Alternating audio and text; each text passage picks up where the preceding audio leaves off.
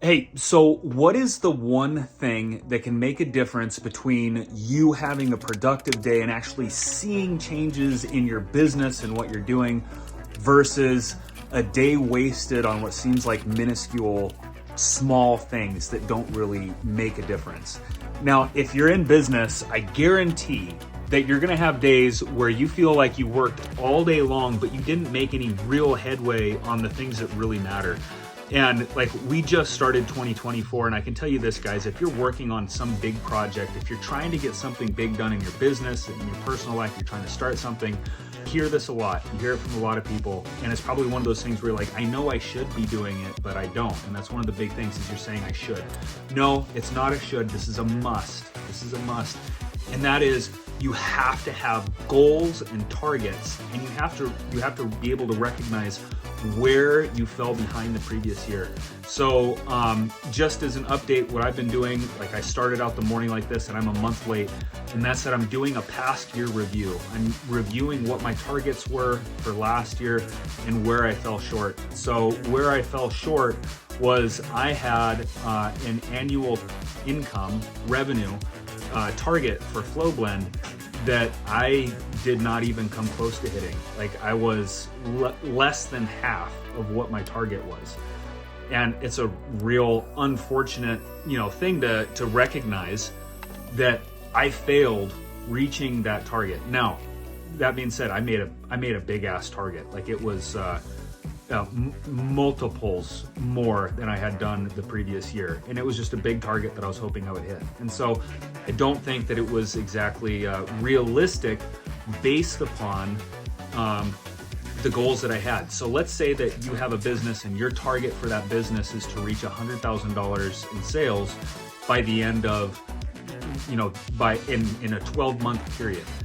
If you don't have if you don't have like steps to get to that 100,000, let's say that you're selling something online and you say I want to make $100,000 in sales, and that means that I have to sell 10,000 units.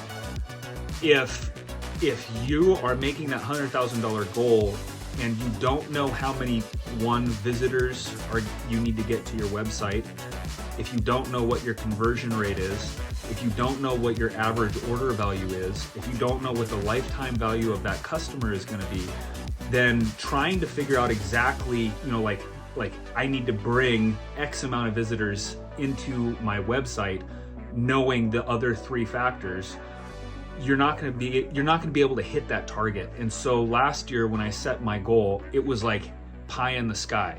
And so this year what I'm focusing more on is, rather than a number that I want to hit, like annual revenue, what I'm focusing on is I need to be on this sales channel, and this sales channel in order to hit, the numbers that I need.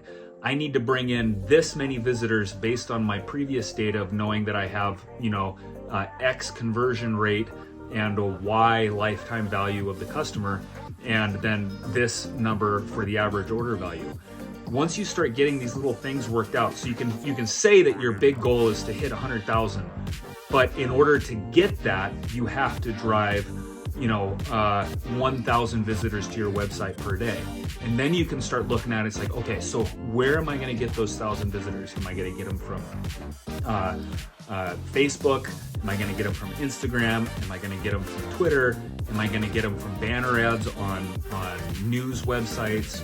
Where are you going to bring those in? Once you have an idea of where you're going to start bringing them, then your goal actually starts to take on form, and then from that you can focus on, this is where I'm going to put my time and my effort.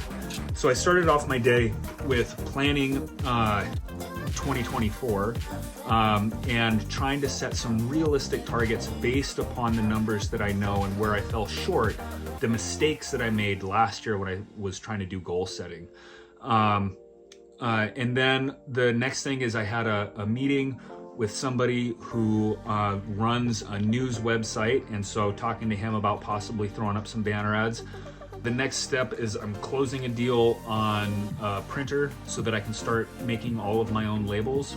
And the reason that I'm doing that is because I need to be able to put expiration dates and lot numbers on the backs of my products. and I want to be able to be a little more flexible in the products I offer. So when I try to launch a new product right now, like in order to get it into the hands of people, it takes a lot of work just strictly on the labeling side. And so if I'm able to simplify how I package my products and how I print my own labels, I can experiment a lot more with the different products that I'm offering. And then if I find a product that customers really dig, they really like, well, then I can put the effort into giving it premier packaging and getting it out, in that form versus just kind of like a beta test. So what I'm doing is I'm setting it up for myself so that one, I have more control over my own labels, and two, I can beta test a lot more products and see what, really see what my customers want versus just, sticking with kind of like a guessing game. I want to be able to beta test these things and send them out right away. And then the next thing is that sales have been through the roof lately, and so I have fallen behind on my manufacturing side, and so the rest of my day is going to be making products and getting them out the door. So that's kind of an update where we're at, what I'm working on today, and I will check back in with you guys in a while. If you appreciate this video, please like and follow to keep watching.